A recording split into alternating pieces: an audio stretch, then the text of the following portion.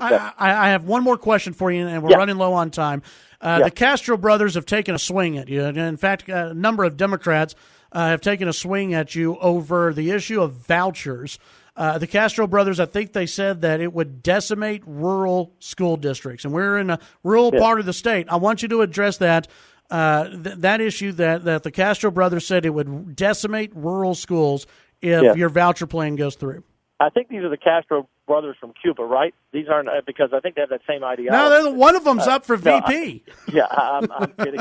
I debated that one, by the way, during my race in San Antonio, and defeated him soundly on the pro-life issue, by the way, because he's pro-choice, and Hispanic Catholics will not, and evangelicals will not vote for a pro-abortion Democrat. But anyway, here's the deal in school choice.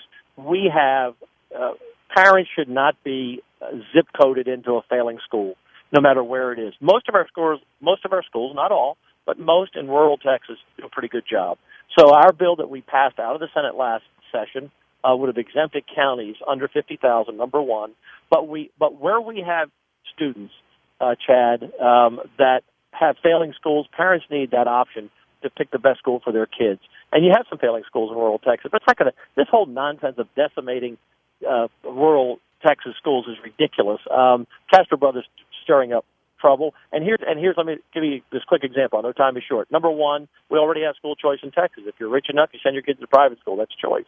If you're mobile enough, you move to the suburbs, or you send your kids to a better school district. But if you don't have that option, then you're stuck in a failing school. You need that option. Secondly, I said to a superintendent once who made this argument, well, if you take a student out of our school, it's going to decimate us. I said, in other words, you want me to pass a bill that says if Johnny's father gets a job in Virginia, that he can't go with his dad? And he looked at me like, what are you talking about? I said, well, based on your argument, what difference does it make? Does the student leave the school because you have a failing school and the parents want to take them to a better school?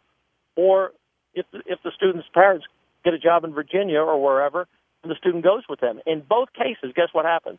You don't get paid for that child, and you don't have to spend money to teach that child. So what's the beef? Lieutenant Governor Dan Patrick, I got to get going. I got to get going. And we're going to keep men out of ladies' rooms, and we're going to stop the transgender Obama policies in the schools. We do not want teenage boys showering with teenage girls. Simple as that. We're going to win that case. Lieutenant Governor Dan Patrick, as always, appreciate your time. I appreciate you, and I love West Texas.